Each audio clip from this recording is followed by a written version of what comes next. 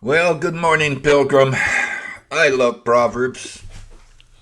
I hope you like Proverbs because I'm going to read some here this morning about the sluggard, about the no account sluggard. You know, Spurgeon, he has a whole group of sermons on the sluggard. I'd like to read them to you someday, but they're kind of long, and people mostly they don't have the patience to sit through a long sermon. But they're really great, really great. Uh, if you want me to do them, email me, beg me. Well, let's get to it. Good morning, Pilgrim. How you doing today? I'm doing all right because I'm going to read these proverbs from Proverbs 26. I'm just going to read a few of them here, 12 through 16. Do you see a man who is wise in his own eyes? Yeah, there's more hope for a fool than for him. The sluggard says, "There's a lion in the road. There's a lion in the streets." Well, as a door turns on its hinges, so does a sluggard on his bed. The sluggard buries his hand in the dish, wears him out to bring it to his mouth.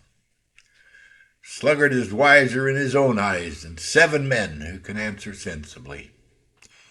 Well, that's enough about the sluggard. I got one more I just noticed here I got to read to you. It's something we all ought to pay attention to. Mind your own business. It's Solomon's way of saying it. Whoever meddles in a quarrel not his own is like one who takes a passing dog by the ears. You looking for trouble? Yeah. Next Rottweiler you see walking by, grab him by the ears. Try to pick him up. See what happens. Stupidity. Stay out of other people's quarrels. 19 April 1857. Charles Spurgeon's sermon was entitled "The Uses of the Law." He read from Galatians 3:19. Wherefore then serveth the law? The Word of God. I find that the proudest and the most self-righteous people are those who do nothing at all.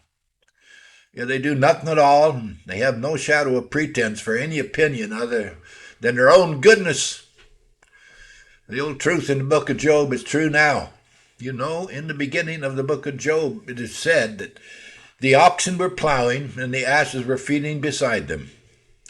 That's generally the way in this world. The oxen are plowing in the church. We have some who are laboring hard for Christ, and the asses are feeding beside him on the finest livings and the fattest of the land. These are the people who have so much to say about self-righteousness. What do they do? Yeah, what do they do? They don't do enough to earn a living, and yet they think they're going to earn heaven. They sit down and fold their hands, and yet they are so reverently righteous. They sit down and fold their hands, yeah. Because they sometimes dole out a little charity, they think they're so good. They do nothing and boast of their self-righteousness. And with Christian people, it is the same. If God makes you laborious and keeps you constantly engaged in his service, you are less likely to be proud of your self-righteousness than you are if you do nothing. But at all times, there is a natural tendency to be a sluggard. Therefore, God has written the law that when we read it, we may see our faults, that when we look into it, as into a looking glass, we may see the impurities in our flesh and have reason to abhor ourselves in sackcloth and ashes, and still cry to Jesus for mercy. Use the law in this fashion and no other. No other. The more we learn, Pilgrim, the more we learn, the more we realize how little we know. The more we realize how little we know. The more we know, the more we realize how little we know, the holier we become. The more we realize how unholy we are. Being sluggish is most unsuitable. for the Christian. Hebrews 6:10 through 12. For God is not unjust so as to overlook your work and the love that you have shown for his name in serving the saints, as you still do.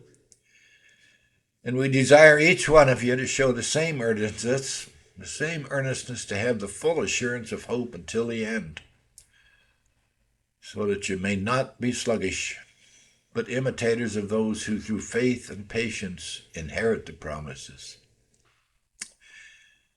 So, Jesus commands us to work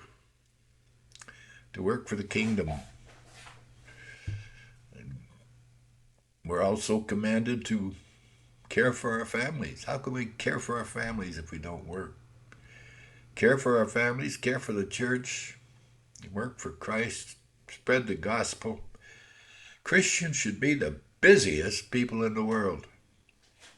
So many aren't. So many aren't. But God bless, Pilgrim. Think on these things. Put up with my mumbling here and there. God bless and have a blessed day.